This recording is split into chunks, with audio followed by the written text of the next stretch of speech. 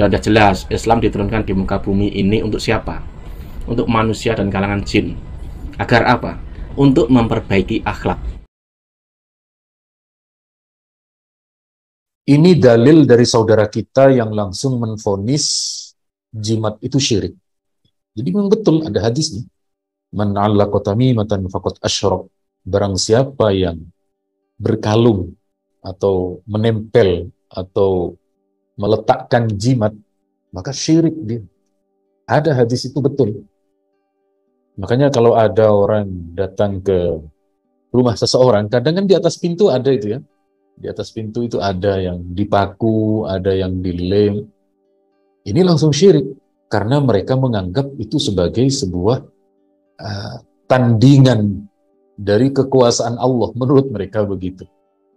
Bahkan dulu sebelum kita mengenal ruqyah, sebelum mengenal ruqyah aswaja, itu kan bahasa mereka adalah ruqyah syar'iyah. Jadi ketika mereka mengajarkan ruqyah syar'iyah itu, mereka mengajarkan begini. Ini banyak praktisi yang cerita ke saya. Jadi bapak-bapak yang hari ini kena gangguan jin, bapak-bapak yang kena gangguan macam-macam, kalau di rumah ada jimat, di situ tempat berkumpulnya jin. Nah, kalau di rumah bapak-bapak ada keris, di situ, ya, di situ tempat semacam tempat berkumpulnya para makhluk halus, maka buang itu.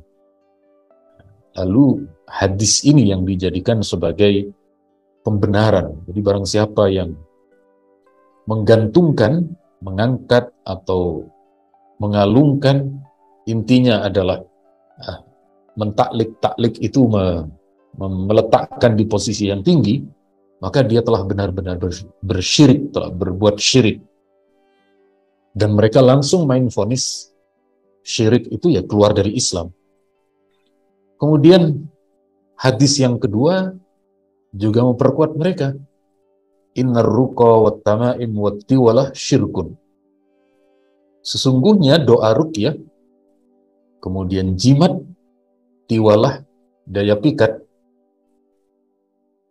Ini mas-mas yang kemudian ingin cepat dapat jodoh, ya. Tapi kalau mas-mas ganteng nggak perlu lah.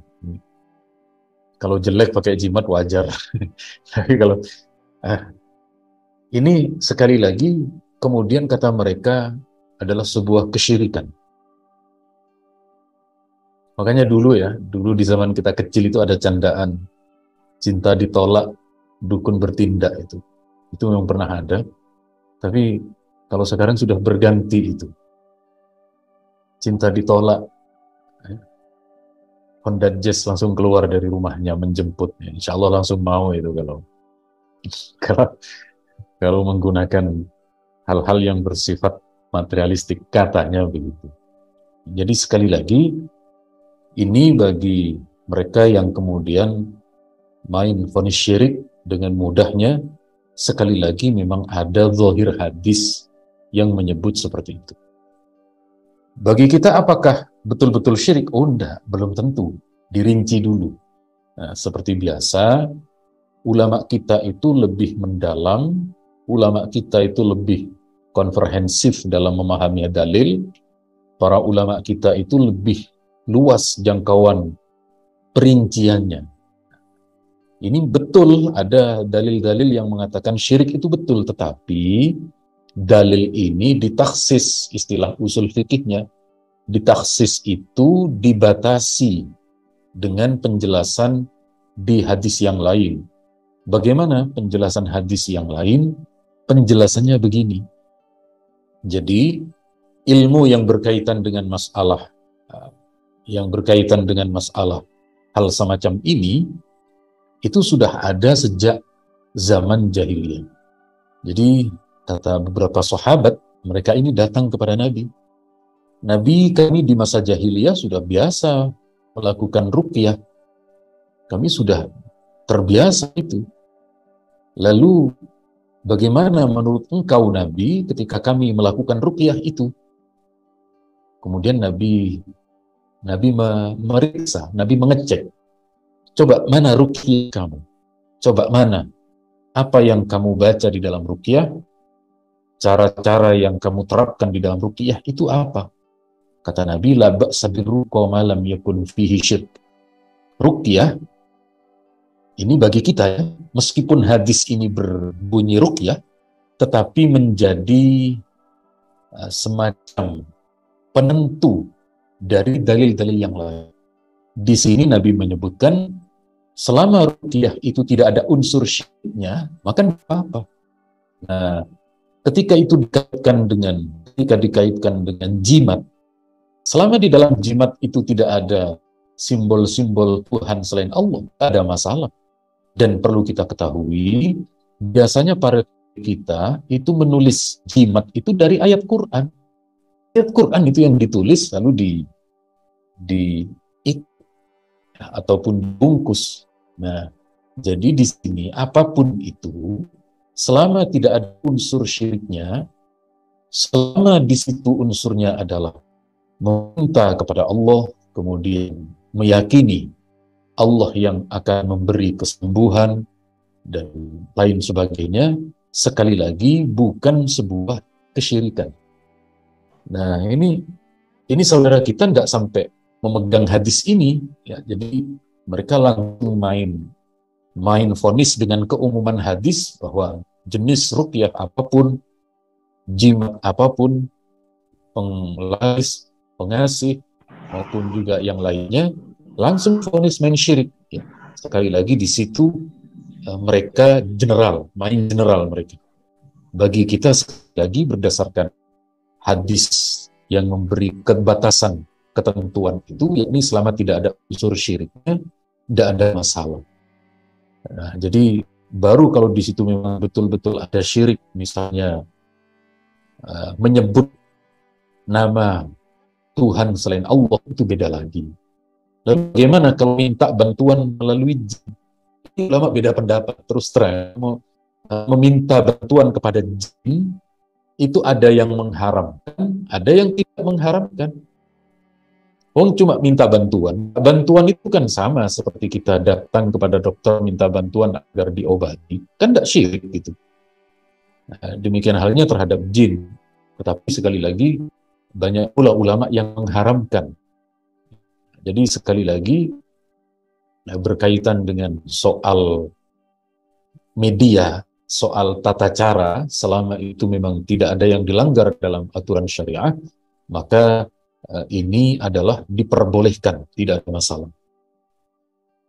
Kemudian ini yang dikomentari oleh Imam Ibnu Hajar ya, di dalam kitab Fathul Bari. Jadi Imam kita ini, Imam Ibnu Hajar ini memang luar biasa karya-karyanya, cukup banyak ya. Di sini kata beliau, semua penjelasan tentang tamimah itu jimat itu tadi, ya, selama di dalamnya bukan berisi ayat-ayat Al-Quran.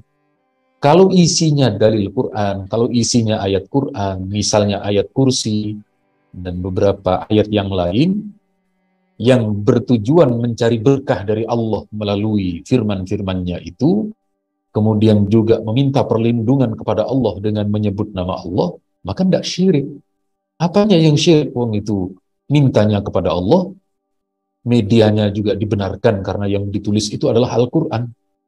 Nah, jadi sekali lagi di sini letak poin utama terjadinya perbedaan itu.